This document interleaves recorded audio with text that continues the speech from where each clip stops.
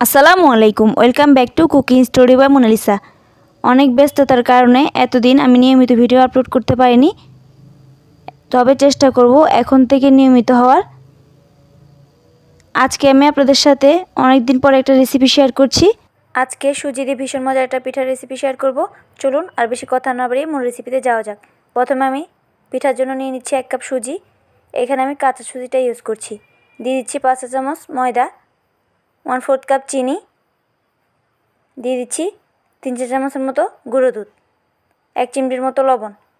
শুকনো উপকরণগুলো মিশিয়ে এবার আমি এখানে 1 কাপের মতো পানি দিয়ে দিচ্ছি। পানিটা অল্প অল্প করে দিয়ে খুব ভালো করে মিশিয়ে একটা ব্যাটার তৈরি করে নিচ্ছি। এবার ব্যাটারটা আমি 30 মিনিটের মতো রেস্টে রেখে দিচ্ছি। সেই ফাঁকে আমি কাপটা রেডি করে নিব। এখানে আমি পিঠাটা বেক করার জন্য 1 টাইম কাপ ইউজ করছি। 1 টাইম কাপের মধ্যে আমি তেল ব্রাশ করে নিয়েছি। আপনারা চাইলে ঘিও ব্রাশ করে নিতে পারেন।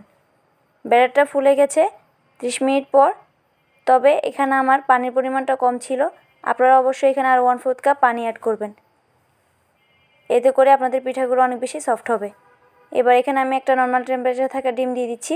ডিমটা দিয়ে খুব ভালো করে মিশিয়ে নিয়ে এবার 1 চামচ বেকিং পাউডার দিয়ে ভালো করে মিশিয়ে 1 টাইম কাপের হাফ করে দিয়ে দিচ্ছি। তবে আপনারা চাইলে এখানে চায়ের কাপও ইউজ করতে পারেন। এবার আমি স্টিমারের উপর দিয়ে ঢাকনা দিয়ে ঢেকে পিঠাটা বেক হওয়া পর্যন্ত অপেক্ষা করছি। এখানে আমার 10 মিনিট সময় লেগেছে পিঠাটা বেক হতে, তবে আপনাদের সময় কম বেশি লাগতে পারে। পিঠাটা একটু ঠান্ডা হয়ে যাওয়ার পর এবার হাত দিয়ে প্রেস করলেই কাপ থেকে অটোমেটিক পিঠাগুলো বের হয়ে আসবে। এবার আমি মালাইটা তৈরি করব। তার জন্য এখানে আমি প্রথমে মালাইয়ের সুন্দর একটা কালারের জন্য ক্যারামেল তৈরি করে নিচ্ছি। এখানে আমি 3 চা চামচের মতো চিনি দিয়ে সামান্য একটু পানি দিয়ে নেড়ে চেড়ে ক্যারামেল তৈরি করে নিচ্ছি।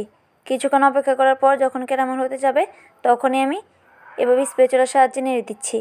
এবার আমি আগে থেকে জাল করে রাখা অল্প করে দুধ দিয়ে প্রথমে ক্যারামেলের সাথে মিশিয়ে তারপর বাকি দুধটা দিয়ে দিচ্ছি। এখানে আমি 800 ml মতো দুধ ইউজ করছি, যেটা কাপের মাপে 3 কাপের চেয়েও বেশি। এবার ফ্লেভারের জন্য আমি কিছু মশলা অ্যাড করছি। দিয়ে দিচ্ছি 2টা এলাচ, 2 টুকরা দারুচিনি আর 2টা তেজপাতা। এটা দিয়ে আমি কিছুক্ষণ জাল করে নিয়েছি। যখন এরকম ঘনত্বের হয়ে আসবে তখন আমি পিঠাগুলো দিয়ে দিচ্ছি। অবশ্যই এই পর্যায়ে চুলাটা অফ ছিল, কিন্তু শিরাটা গরম ছিল। গরম শিরার মধ্যে পিঠাগুলো দিয়ে আমি 4 থেকে 5 ঘন্টার মতো স্যুপ করে রেখে দিয়েছিলাম। আপনারা চাইলে আরও বেশি সময় ধরে রাখতে পারেন।